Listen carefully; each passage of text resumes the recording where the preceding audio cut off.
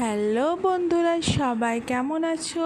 মহুয়া ঘরকন্যায় তোমাদের সবাইকে স্বাগত।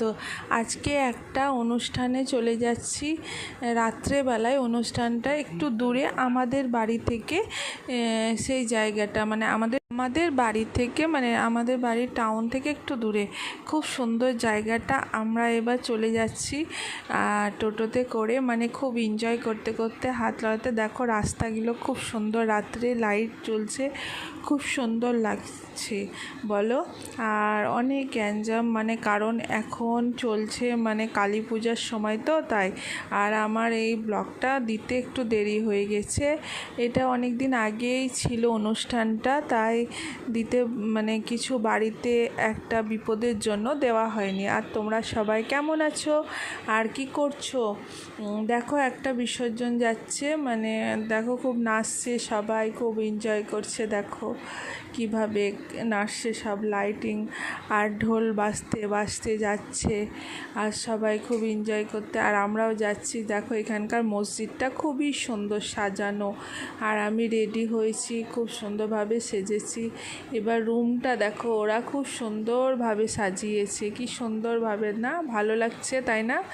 আর কেকটা দেখো, কেকটা তো আমার খুবই পছন্দ হয়েছে, এত সুন্দর লাগছে। তার মধ্যে দেখো একটা জিনিস লক্ষ্য করলে, রোজ দুটো দেখো কেকের কালারের সেম রোজ, খুব সুন্দর লাগছে বলো। আর সাজানোটাও খুব সুন্দর হয়েছে। আর সব বেলুনগুলো দেখো, বাচ্চাগুলো ফেলে দিয়েছে, আর খুব সুন্দর লাগছে।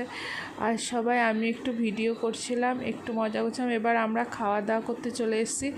বিরিয়ানি ছিল, বিরিয়ানি খেতে নিয়ে গেছি আমি। হেভি টেস্টি ছিল, অনেক বাইরে থেকে নিয়ে এসেছিলো খাবার, যে তৈরি করেছে খুব ভালো রান্না করেছিল, আর খুবই টেস্টি ছিল। এবার আমরা, অনেক রাত হয়েছে, এবার তো বাড়ি আসতেই হবে, তার জন্য এবার বাড়ি চলে আসছি। বাড়ি আসতে আসতে রাস্তা অনেক রাত হয়ে গেছিলো, তার জন্য গাড়িতে আসতে হলো।